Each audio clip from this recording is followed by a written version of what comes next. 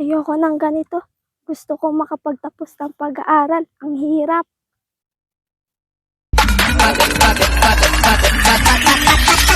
Holy moly, moly, moly.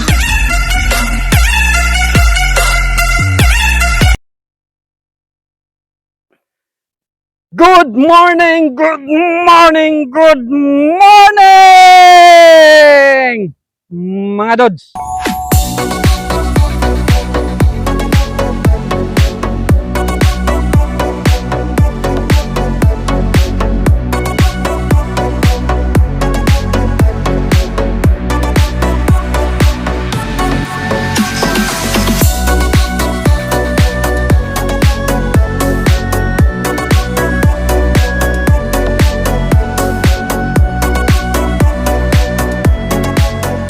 Magtanimin bibiro, di naman makatayo, di naman makaupo. Halina, halina, tayo po'y magtanim para mayroon tayong makain.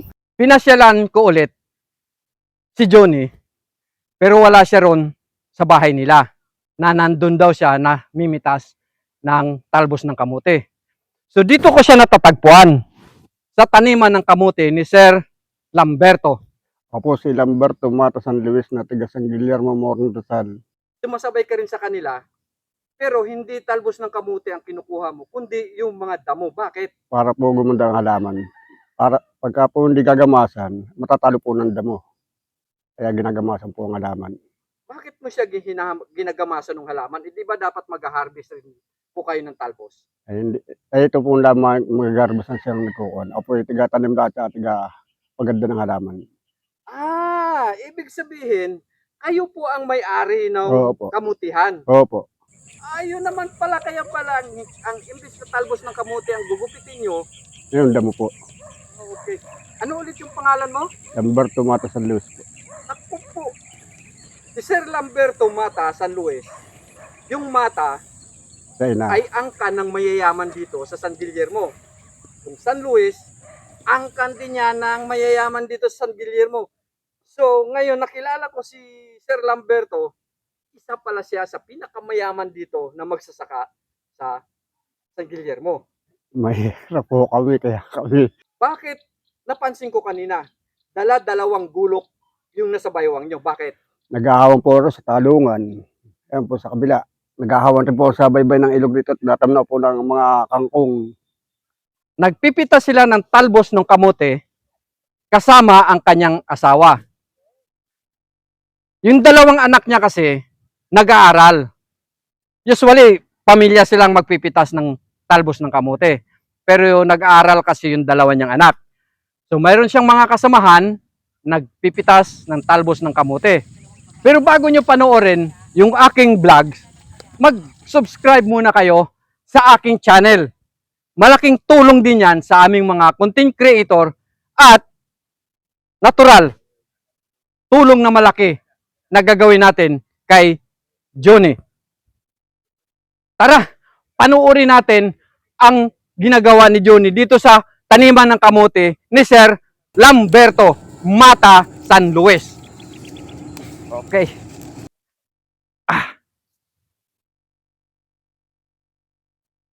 Gaano nyo kakilala si Johnny?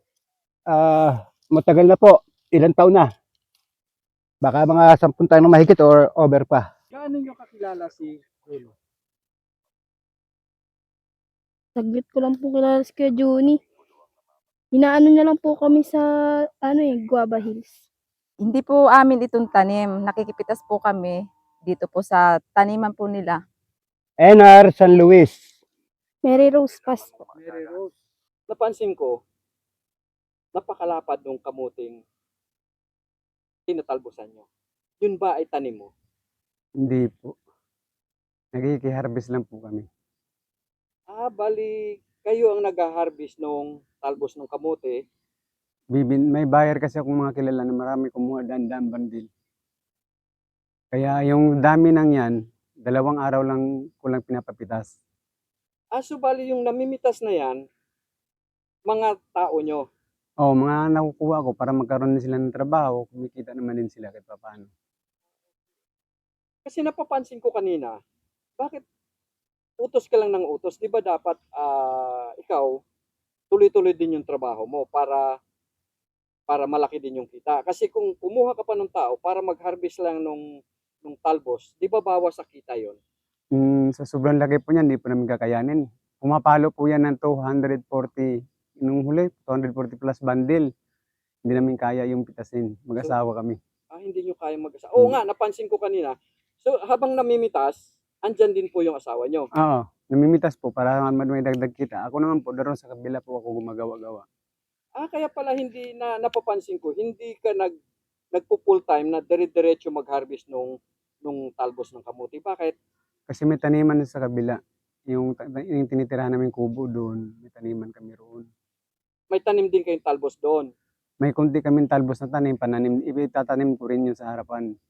Saka ano pa ibang ano nyo doon? Yung upo, ang problema sa upo ngayon, dapat yung araw ng ito ay harbisin sana, ay mukha yatang may kasusyo ako. Na wala na magkapagod-pagod. Mukhang humarbist na lang yata ng kanya. Okay. Dahil yung huling pitas namin doon ay naka-13 bag kami.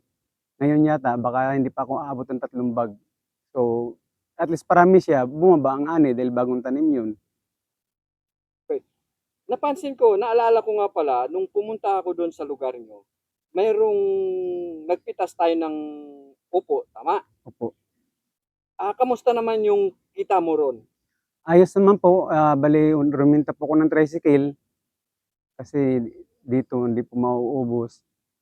Dinala ko po sa bayan ng Teresa at bayan ng Murong. Doon po siya nauubos. Ngayon, balik tayo dito sa may pagtatalbusan. Bakit napapansin ko, kukuha ka ng talbos, tapos aalis, papahinga, babalik. Bakit ganun ang ginagawa mo? Hindi dapat di ba magdire-diretso ang pagtalbos mo? Anong dahilan? Kasi ang mamimitas dapat mong i-guide dahil ang buyer kasi minsan masilan. Ang iniiwasan ko kaya ako sila gina-guide, baka maputukan kami sa talbos, mawawalan kami ng buyer, mahirapan kami mag-dispose ng talbos na napakarami nito. Kaya ako naman puputukan ng buyer, kaya hangga't maaga, ginagabayan ko na sila. Yun yung ginagawa ko. Tapos nandiyan naman yung asawa ko, iniiwan ko. Ngayon, tatawid ako ulit dun sa amin at magsasaing naman ako. Magluluto ng pagkain naman itong mamimitas. Kaninang umaga, naabutan kita, kalakad ka pa lang papunta sa loob ng talbusan. Tapos nakita ko yung ibang mamimitas, nagtatrabaho na. Ikaw, dumating ka ng huli. Bakit? Anong dahilan?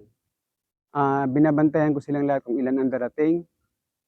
Kasi ang talbos po ngayon yan ay uubusin namin ng pitas. Baka magkulang sa tao, maghahanap ako ng mamimitas para makuha agad lahat ang talbos. Bakit hindi ka dire-diretso nananalbos ng kamote? Hindi ka ako makakatagal sa init dahil galing pa ako sa sakit. Hindi pa ako 100% na magaling. Baka nasa mga 70% pa lang. Kaya pag naglakad ako, may diferensya pa ang lakad ko. Bakit? Ano bang nagiging sakit mo? Parang pasma at saka mild stroke. Yung naging sakit ko. Matagal din akong hindi nakatrabaho kaagad.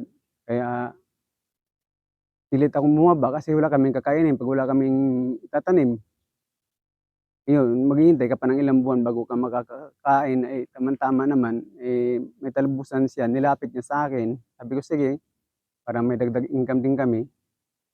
Maghahanap ako ng mamimitas. Ang buyer naman, nasa akin naman lahat ng kontak. Naghahanap lang ako ng buyer na marami kumuha. So, di ba dapat katulad nito, dapat buong pamilya kayo nagtatalbos ng kamote? Asan yung dalawa niyong anak? Yung mga anak ko kasi, sa mga tita niya nag-aaral pa. Kaya kaming dalawa. Pag yung bunso ko dumarating naman dito sa hapon minsan, tumutulong din sa nanay niya na magpipitas ng talbos. Tapos uuwi rin siya. Sa napitas niyo ngayong talbos, mga ilang bundle na yan? Hindi ko pa to wari, pero baka na pumapasok na to ng 30. 30 siguro, naka-30 na siguro sila. Doon sa isang bundle, magkano mo pinipili doon sa may-ari ng kamutihan? Ang kuha ko po sa kanya, 60 pesos. Bali, 55 kung hahakutin ng tao. Ngayon, hinahakot niya ng kalabaw, paragos, 60. Tapos yung mamimitas naman, binibigyan ko ng 35. Pakain naman sila, pinapakain ko. Kasi sa naman alis sila kakain, abala pa yun, kaya dinadalan ko na lang siya ng pagkain. So sa isang bundle, 100 halos ang puhunan mo. 95 po, Mga 95. Sabihin natin roughly mga 100. 100 ganun. Oo. Magkano naman may ibibenta mo pagdating doon sa buyer? Kinukuha po yan ito ng buyer, kinukuha po rito siya ng 110, 118, 118, ganun, 105. Kasi, ang buyer kasi, nakikiusapan kung huwag kagad-agad ibagsak ng halaga ng talbos. Dahil, hirap din ang mamimitas dahil mainit. Kaawa naman sila, mababawasan sila ng income, pati yung may-ari din ng talbusan. Lamberto. Johnny, paano mo nakilala si Sir Lamberto? Nung buhat pa nung dumating ako na rito, magkakilala na kami niyan. Sa yung kapatid niya, kasama ko rin lagi doon sa kabilang area pa hanggang dito naman. Kaya, pero noon nagtatalbos siya, kami pumipitas dito, nakakapitas kami noon. Tumigil lang ako sa pagpamimitas ng talbos. Tapos ngayon bumalik na naman ako uli, nakita niya kung bumalik ako. Eh, napili niya ako ang magpipitas ng kanyang talbusan. Ano yung kung kakilala mo talaga si Sir Lamberto, anong buong pangalan niya? Roberto Mata San Luis. Roberto Mata San Luis? Mm. Ang dinig ko dito sa pangalan na yan, sa apelyido niya, yung Mata pa lang, isa na rito sa pinakamayaman sa lugar natin, sa barangay San Guillermo. Tapos, ang apelyido niya pa, San Luis, mayaman din yun. Buti nakilala mo, ganong kayamang tao. Depende mayaman nga ang pamilya nila, pero sila, nalinya po sa medyo hirap din ang katayuan. Kung hindi sila magtatanim, hindi rin sila makakakain. Doon sila nalinya. Yung nalinya naman doon sa may mga pera, yun ang mga magagandang buhay. So yung nakausap ko kanina, si Sir Lamberto, talagang lumaki siya sa pagsasaka. Opo. Talagang nagbabanat ng buto, nagpapawis talaga, nagpapagal para kumita. Opo. Nakatulad mo rin. Nakikita ko naman din po kasi magkatabi lang po kami ng kubo. Kumbaga, ilog lang ang halos ang pagitan namin. Tanawang kabilaan namin kubo. Nakikita ko siya, hating gabi, nagtatrabaho pa.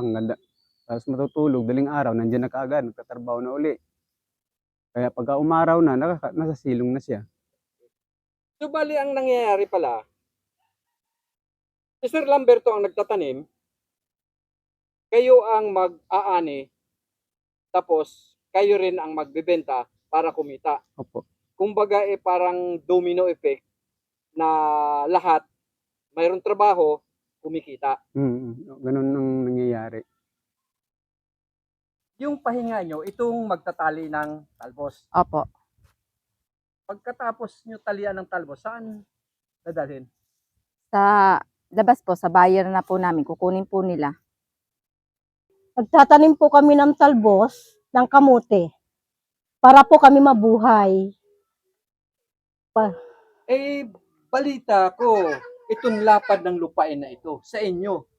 Hindi Masyado po. naman po kayong humble para sabihin nyo, nagtatanim lang kayo ng kamote para mabuhay. Ang lapad ng lupain nyo. Yang nakikita nyo po, sa amin yan, pero sa papel hindi po. Ito po kay mga Hapon. May buwis po ito. Nagpapasalamat na lang po ako sa Diyos kasi nakakaraos po kami sa pag-araw-araw. Bakit po kayo napapaiyak, Ate Josie? Dahil po ba sa hirap ng buhay? Naroon na yun. Salamat. Salamat po. Salamat po. Para po kayong may pinagdaanan, kaya po kayo napaiyak, nabanggit ko lang yung kahirapan ng buhay. 2 buwan po kami, wala kaming taos. Pero, praise God. Salamat sa Diyos, nakaraos po kami. Halos po 2 buwan, wala po kaming taos. Pero po nakaraos kami. Gaano po ba kahirap ang isang buhay na nakatira dito sa ganitong lugar? Masarap, mahirap, masaya. Ano po ba yung pag-iiyak nyo? Iyak ng saya o iyak ng lungkot o iyak ng hirap? Lahat po. Masaya, mahirap. Nagpapasalamat sa Diyos kasi nakakaraos sa pang-araw-araw. Matanda na ako kaya hinaamin ko na wala naman po pala nagsisisi sa huli. Sa una, lagi nasa huli. Mga Dodds, dito ko natapusin yung aking vlogs dahil nagiging emotional na si Ate Jose. Siguro may nabuksan akong malalim na karanasan niya. Kaya dito ko natapusin ang aking vlogs. Suportahan natin si Juni. Bye-bye!